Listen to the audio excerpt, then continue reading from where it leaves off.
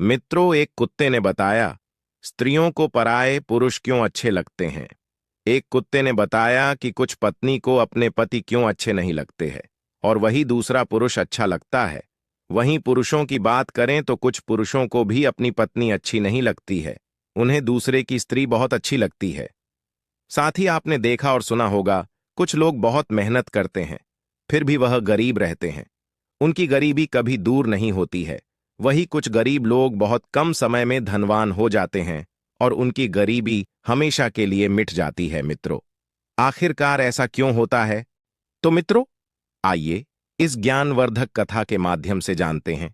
एक समय की बात है, एक जंगल में एक आम का पेड़ था। उस आम के पेड़ के नीचे एक कुत्ता रहा करता था। एक दिन उस पेड़ के पास से होकर के एक साधु निकलते हुए जा रहे थे। उन्हें थोड़ी सी थकान महसूस हुई, तो वह संत जो थे उसी आम के पेड़ की छाया में बैठ गए, जिसके नीचे एक कुत्ता रहा करता था। वही जब कुत्ते की नजर उन साधु पर पड़ती है, तो कुत्ता साधु से कहने लगता है, महाराज, आप तो ज्ञानी हैं, हमको कोई ऐसा रास्ता बताओ जिससे कि शरीर पूरा होने के बाद हमें स्वर्ग की प्राप्ति हो। फिर कुत्ते की बात को सुनकर के वह साधु कहने लगते हैं, यदि तुम स्वर्ग में जाना चाहते हो तो तुम्हें दो प्रश्नों के उत्तर खोजने होंगे। जिस दिन तुम्हें इन दोनों प्रश्नों के उत्तर मिल जाएंगे, उस दिन तुम्हारी समस्या का समाधान हो जाएगा। फिर साधु की बात को सुनकर के कुत्ता कहने लगता है, हे महाराज, आप मुझे अपने दोनों प्रश्न बताओ, जिनका उत्तर मैं अवश्य ढूंढ कर रहूंगा। फिर साधु कहता है, हे कुत्ते, मेरा पहला प्रश्न है, भगवान को किस प्रकार भोग लगाने से भिखारी भी राजा बन जाता है? और मेरा दूसरा प्रश्न है, स्त्री को दूसरे का पति और पुरुष को दूसरे की पत्नी क्यों अच्छे लगते हैं? मित्रों, इस प्रकार दोनों प्रश्न बताकर के वह साधु वहां से चला जाता है। वहीं साधु के चले जाने के बाद में कुत्ता उन दोनों प्रश्नों का उत्तर ढूंढने के लिए चारों तरफ भटकता रहता है, पर उन्हें संतुष्ट भरा उत्तर नहीं मिल पाता है। और इस प्रकार जब कुत्ता परेशान हो जाता है, तो उसकी मुलाकात एक बूढ़े गिद्ध से हो जाती है। वह बूढ़ा गिद्ध जो था, कुत्ते से कहता है कि तुम भगवान श्री कृष्ण के पास जाओ, वही तुम्हारी समस्या का समाधान कर सकते हैं। मित्रों, इस प्रकार कुत्ता बूढ़े गिद्ध की बातों को सुनकर के भगवान श्री कृष्ण के पास मिलने को चल देता है। चलते चलते वह एक नदी के पास पहुंच जाता है। वहां पर वह कुत्ता देखता है कि भगवान श्री कृष्ण और उनकी प्रिय राधा रानी एक बरगद के पेड़ के नीचे उस नदी के पास में बैठे हुए थे। फिर वह कुत्ता भगवान श्री कृष्ण के पास जाकर के उन्हें अपनी समस्या बताता है। तो कुत्ते की बात को सुनकर के भगवान श्री कृष्ण कुत्ते से कहते हैं, हे स्वान, मैं तुम्हें एक छोटी सी कथा सुनाता हूं, तुम इस कहानी को बड़े ही ध्यान से सुनना। फिर कुत्ता कहता है, हे प्रभु, मैं आपको वचन देता हूं कि जब तक आप कहानी सुनाएंगे, मैं कहानी को पूरे मन से सुनूंगा। आप कहानी को शुरू कीजिए मित्रों। फिर आगे भगवान श्री कृष्ण कहते हैं कि हे स्वान, एक गांव के बाहर एक जंगल में भगवान शिव का एक छोटा सा मंदिर था, जिसमें एक वृद्ध पुजारी रहते थे। एक दिन एक गरीब मां अपने नन्हे से बालक को मंदिर के द्वार पर छोड़कर चली गई। बहुत खोजने पर भी पुजारी को बालक के परिवार का कुछ भी पता नहीं चला। जब गांव का भी कोई व्यक्ति उस बालक का लालन पालन करने को तैयार नहीं हुआ, पुजारी ने भगवान भोले बाबा की इच्छा समझ करके उस बच्चे को अपने पास रख लिया और उस बच्चे का नाम चंदन रख दिया। वहीं गांव के श्रद्धालु भक्तों से जो कुछ भी प्राप्त होता था, उसी से भगवान भोलेनाथ का और पुजारी का और उस बालक चंदन का गुर्जर बसर हुआ करता था।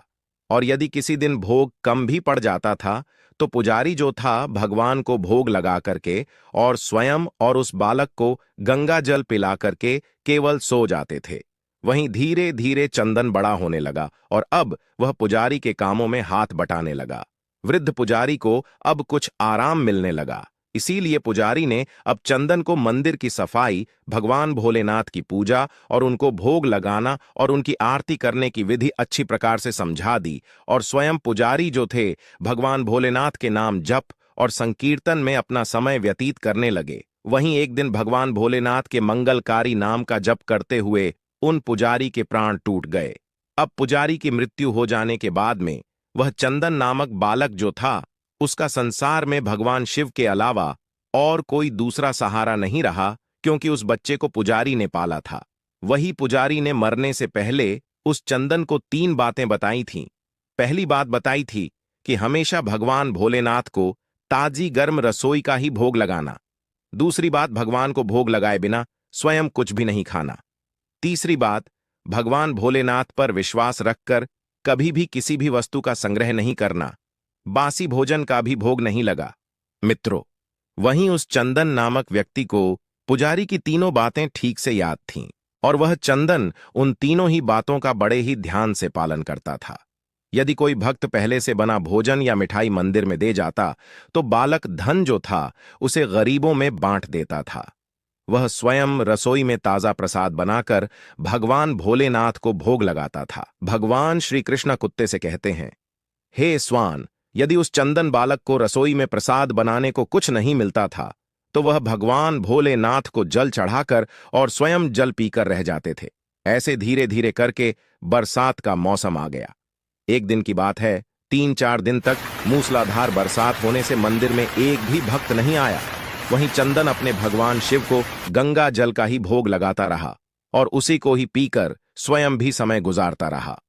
उधर भगवान भोलेनाथ उस बालक चंदन की भक्ति और सहन शक्ति की परीक्षा लेते रहे, किंतु आखिर में अपने भक्त बालक को भूख से तड़पते देख करके भगवान शिव से रहा नहीं गया। फिर भगवान शिव एक साधु बाबा का रूप धारण करते हैं और अपने हाथ में कुछ प्रसाद बनाने की सामग्री अपनी दिव्य शक्ति से प्रकट करते हैं और मंदिर के द्वार पर पहुंच जाते हैं। और इस प्रकार भगवान भोले बाबा ने मंदिर पर आवाज लगा करके उस चंदन लड़के को बुलाया और उसके हाथ में पोटली देते हुए कहा, यह कच्चा राशन सीधे के रूप में सेठ जी ने तुम्हारे पास भेजा है। इसे लेकर रसोई में भगवान का भोग बनाओ और भोग लगाओ और स्वयं भी प्रसाद ग्रहण करो। मैं कल फिर आऊंगा। फिर वहां से साधु बाबा चले जाते हैं। इधर वह बालक प्रसाद बनाकर भगवान को भोग लगता है और स्वयं प्रसाद ग्रहण करता है। मित्रों, फिर आगे भगवान श्री कृष्ण कहते हैं, हे स्वान, एक दिन चंदन भक्त ने सोचा कि सेठ जी को सीधा भेजते हुए 4 महीने हो चले हैं, किंतु वे स्वयं कभी भी मंदिर में भगवान शिव जी का प्रसाद ग्रहण करने नहीं आए हैं।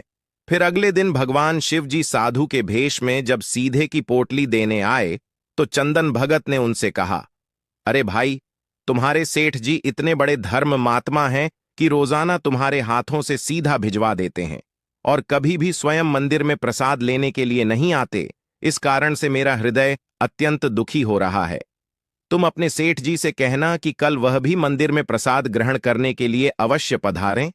वहीं चंदन भक्त की बात को सुनकर कि भगवान शिव जी चौंक कर घबरा उठे और बोले, अरे पुजारी जी, सेठ जी मेरे द्वारा आपको सीधा भेजते हैं। आप इससे भगवान को भी भोग लगा लेते हैं और स्वयं भी प्रसाद ग्रहण कर लेते हैं। फिर सेठ जी को बीच में बुलाने की क्या जरूरत है? जैसा चल रहा है वैसा ही चलने दीजिए। फिर वह चंदन कहने लगा, ऐसे कैसे चलने दूं आपके धर्मात्मा सेठ जी? इतने दिनों से सीधा भेज रहे हैं। क्या मैं उन्हें भगवान का प्रसाद देने का अपना कर्तव्य भी पूरा ना करूं? मैं किसी का उद्धार खाने वाला नहीं हूं। अपने सेठ जी से कह देना, यदि कल वह भगवान शिव जी का प्रसाद ग्रहण करने के लिए नहीं आए, तो मैं उनका सीधा लेना मैं बंद कर दूंगा। फिर तो वह साधु बने। भगवान शिव जी अपने चंदन भक्त की अकड़ को देख करके एकदम से कांप उठे और यह सोच करके मन ही मन में हंसे कि वाह बेटा, आज तो लेने वाला ही देने वाले पर धोस दिखा रहा है। लेकिन सरल हृदय भक्त के मनोभाव पर दया करके भगवान शिव जी बोले, ठीक है पुजारी जी, कल सेठ जी मंदिर में प्रसाद ग्रहण करने जरूर पधारेंगे। वहीं दूसरे दिन बड़े सवेरे ही शिव जी भेष बदलकर दूध और बहुत सारी भोजन की सामग्री लेकर के मंदिर पहुंच गए। वहीं जब चंदन में देखा तो ऊंचे स्वर में बोला, भाई आज इतना सारा सीधा किस लिए लेकर आए हो? तो साधु बने। भगवान शिव बोले, पुजारी जी, क्या आप भूल गए? आज आपने सेठ जी को प्रसाद के लिए बुलाया है, इसलिए आप जाकर के रसोई में बनाइए और भगवान शिव को भोग लगाइए। वही साधु बने। भगवान शिव कहने लगे, हे चंदन, यह तो बता दीजिए कि सेठ जी को किस समय आना है। तो चंदन ने प्रसन्न होकर के उस साधु को सेठ के आने का समय बता दिया। अब उधर तो चंदन भक्त रसोई तैयार करता है और इधर भगवान शिव जी जो थे अपने चंदन भक्त की इच्छा पूरी करने के लिए फिर सेठ का रूप धारण करते हैं। इधर अपने स्वामी को एक प्यारे भक्त के यहां पर जाने का समाचार सुनकर कि माता पार्वती भी भला कैसे पीछे रहती, वह भी शिव भगवान की आज्ञा को पा करके बूढ़ी सेठाई का रूप धारण कर ली। मित्रों, फिर आगे भगवान श्री कृष्ण उस कुत्ते से कहते हैं, हे स्वान, जब भगवान शिव और माता पार्वती एक सेठ और सेठानी का रूप धारण करके अपने भक्त के यहां दावत खाने चले, तो ऋषि मुनि देवता आदि भी उन्हें देख करके अति प्रसन्न हुए। इधर चंदन भक्त आज सुबह से ही सेठ जी के स्वागत में तरह तरह के पकवान बनाने में जुटा हुआ था। अपने शिव जी का भोग तो वह चलते फिरते बना लेता था, किंतु आज उसे कई सालों से भगवान को भोग लगाने के लिए सीधा भेजने वाले सेठ जी को प्रसाद देना था। इसलिए उस चंदन भक्त ने रसोई बनाने में अपनी सारी कला झोंक डाली थी, जिससे जो भी व्यंजन बने वह सुंदर और स्वादिष्ट हो। वहीं सेठ जी के द्वारा भेजे हुए चावल, दूध, चीनी इत्यादि से चंदन भक्त ने खीर बनाई, उसे धीमी आंच पर पका करके गाढ़ा किया और उसमें सेठ जी के द्वारा भेजे हुए पिस्ते, बादाम, केसर, किशमिश डाले। फिर चंदन पुनः स्नान करने चला गया ताकि स्वच्छ वस्त्र पहन करके भगवान शिव जी को भोग लगा सके और उसके बाद में सेठ जी को उनका प्रसाद दे। मित्रों, फिर आगे भगवान श्री कृष्ण कुत्ते से कहते हैं, हे स्वान, जब चंदन स्नान करके लौटा तो क्या देखा सेठ जी, प्रसाद ग्रहण करने के लिए स्वयं तो आए ही हैं, संघ में अपनी पत्नी को भी लाए हैं। वही चंदन ने झट से जाकर दोनों से राम राम की उन्हें आसन देकर बोला, सेठ जी बैठो, मैं अभी भगवान शिव को भोग लगाकर आता हूं, फिर आपको प्रसाद परसूंगा। वही भावना के भूखे भगवान शिव से भूख सहन नहीं हो पा रही थी, इसीलिए वह बोले, पुजारी, एक काम करो, भगवान को जल्दी से भोग लगाइए, अब मुझसे भूख सहन नहीं हो रही है। फिर तो सेठ बने। शिव जी की बात को सुनक के चंदन बोला, देखो सेठ जी, भूख तो मुझे भी बड़े जोर से लग रही है, किंतु मैं अपनी भूख के कारण भगवान को भोग लगाना नहीं भूलता।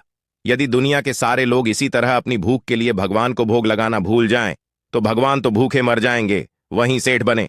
भगवान शिव जी एक पत्तल उठाते हुए बोले, पुजारी जी, आप भोग लगाइए, इधर मैं पत्तल परोस लेता हूं, मुझसे भूख सहन नहीं हो पा रही है।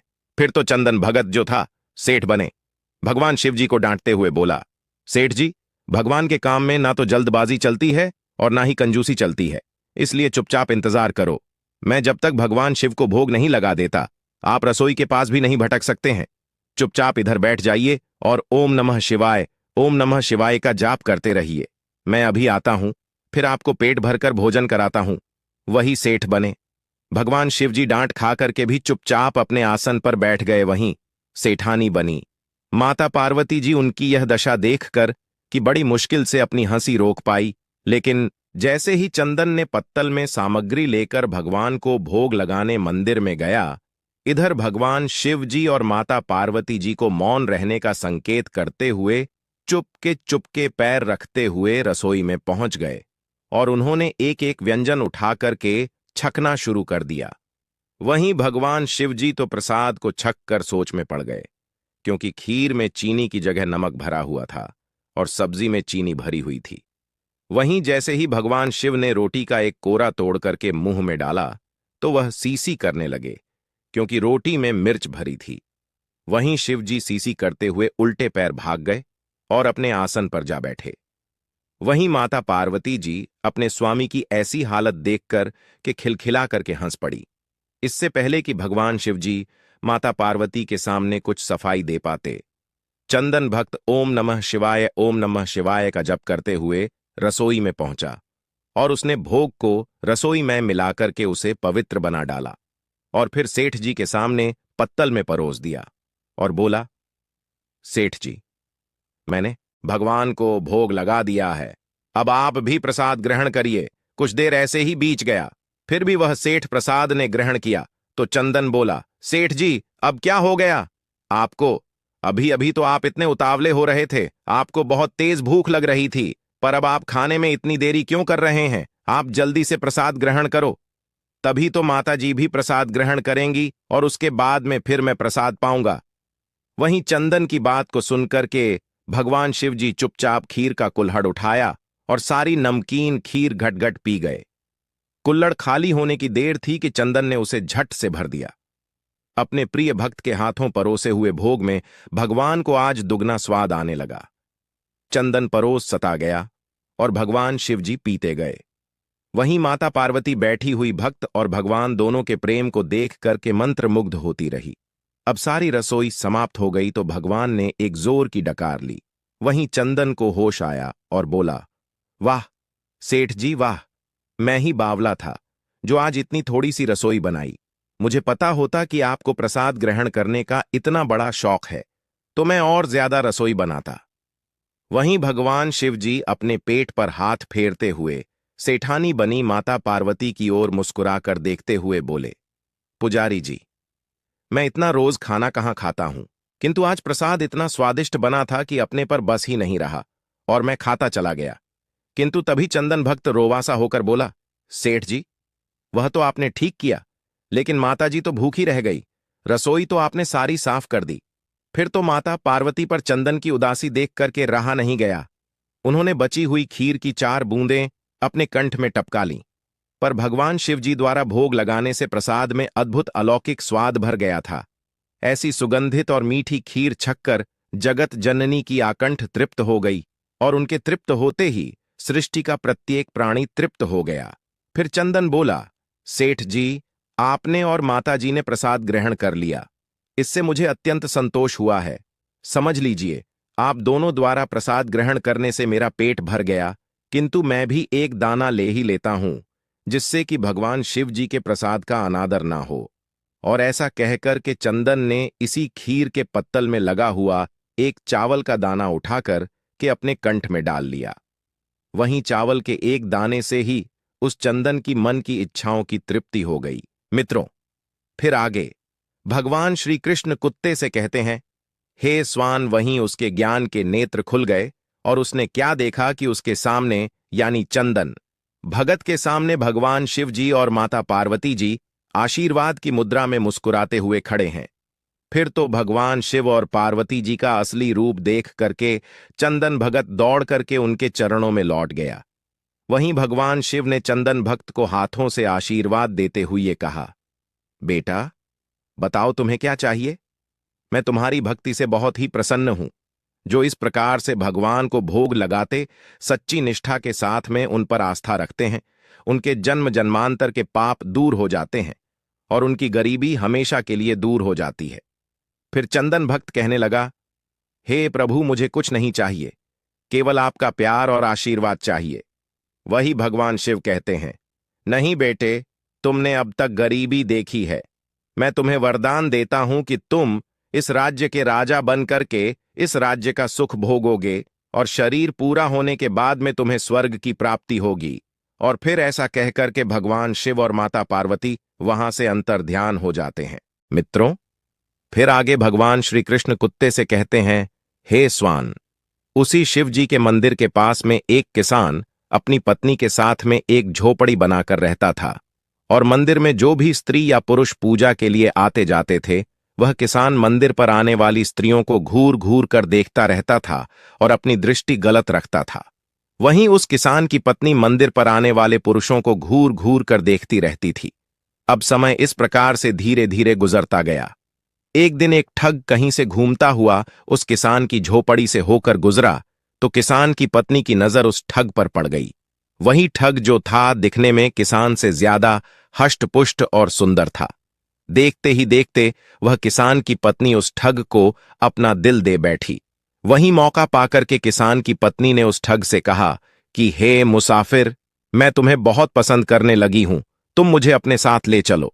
फिर उस किसान की पत्नी की बात सुनकर के वह ठग राजी हो गया और किसान की पत्नी से कहा, तुम्हें घर में जितना भी धन माल मिले चुपचाप निकाल कर ले आओ, फिर हम दोनों यहां से कहीं दूर चलकर सुख का जीवन जिएंगे। वहीं वह किसान की पत्नी घर में घुसती है और जितना भी धन चुरा सकती थी उतना गहने जेवरात लेकर के उस ठग के पास आ जाती है और फिर वह ठग उस किसान की पत्नी को लेकर के गांव से दूर निकल जाता है। वहीं थोड़ी देर के बाद में एक ठगनी उसी किसान की झोपड़ी से होकर गुजरती है। फिर उस किसान की नजर उस ठगनी पर पड़ती है। वही ठगनी किसान की पत्नी से बहुत ज्यादा सुंदर थी, इसलिए किसान उस ठगनी को अपना दिल दे बैठा और मौका पा करके उस ठगनी से कहता है, मैंने तुम्हें जब से देखा है मुझे कुछ भी अच्छा नहीं लग रहा है, मैं तुमसे प्यार करने लगा हूं। फिर ठगनी ने कहा, तो तुम क्या चाहते हो? फिर किसान ने कहा, तुम कहीं दूर चलकर के एक साथ सुखपूर्वक रहेंगे। मित्रों, फिर आगे भगवान श्री कृष्ण कुत्ते से कहते हैं, हे स्वान। इस प्रकार उस किसान की बात सुन के वह ठगनी तैयार हो गई। फिर वह किसान जो भी धनमाल उसके पास था उसकी लेकर के उस ठगनी के साथ में गांव से दूर निकल जाता है। वहीं कुछ समय चलने के बाद में वह किसान की पत्नी और वह ठग उधर किसान और ठगनी इन सभी को चलते चलते एक नदी मिल जाती है। वहीं नदी के एक स्थान पर वह किसान की पत्नी और ठग खड़े हो जाते हैं और नदी के दूसरे और स्थान पर वह किसान और ठगनी खड़े हो जाते हैं। वहीं ना तो किसान को अपनी पत्नी के बारे में पता है कि वह ठग के साथ चली गई है और ना ही किसान की पत्नी को किसान के बारे में पता है कि वह ठगनी के साथ चला गया है। नदी पर पहुंचने के बाद में वह ठग किसान की पत्नी से कहता है कि तुम यह गहना मुझे दे दो, मैं पहले इस गहने को नदी के पार रखा आऊं, फिर तुम्हें नदी पार कराऊंगा। वहीं ठग की बातों में आकर के किसान की पत्नी धन उस ठग को दे देती है। वहीं वह ठग जो था धनमाल लेकर के उस किसान की पत्नी को उसी नदी में ढकेल देता है और धनमाल लेकर के वहां से चला जाता है। वहीं दूसरी तरफ ठगनी जो थी उस किसान से माल लेकर के उस किसान को नदी में धोखे से ढकेल देती है।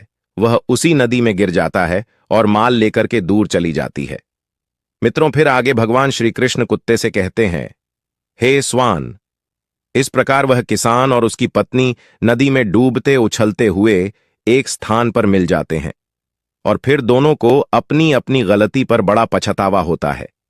वहीं उस नदी के आसपास उन दोनों को बचाने वाला कोई नहीं होता है और इस प्रकार किसान और उसकी पत्नी की नदी में डूबकर मौत हो जाती है। मित्रों, अंत में भगवान श्री कृष्ण कुत्ते से कहते हैं, हे स्वान, जो अपने का नहीं हुआ वह किसी और का नहीं हो सकता है। अब तुम अपने पहले प्रश्न का उत्तर सुनो। तुम्हारा पहला प्रश्न था कि भगवान को किस प्रकार भोग लगाने से भिखारी भी राजा बन जाता है। तो समझ लो, जिस प्रकार इस कहानी में एक गरीब चंदन ने शिव जी और माता पार्वती को भोग लगाया और सेवा की, उसी प्रकार जो भी इंसान गरीब चंदन की तरह सच्चे मन से पूरी आस्था के साथ में नियमानुसार भगवान को भोग लगाता है, वह भगवान की कृपा से निश्चित राजा बन जाता है। मित्रों, फिर आगे भगवान श्री कृष्ण कुत्ते से कहते हैं, हे स्वान, अब तुम अपने दूसरे प्रश्न का उत्तर सुनो। तुम्हारा दूसरा प्रश्न था कि स्त्री को दूसरे का पति और पुरुष को दूसरे की पत्नी क्यों अच्छे लगते हैं। तो समझ लो, जो स्त्री या पुरुष चरित्रहीन होते हैं, ऐसे चरित्रहीन स्त्री या पुरुष को हमेशा दूसरे का पति या दूसरे की स्त्री ही अच्छे लगते हैं।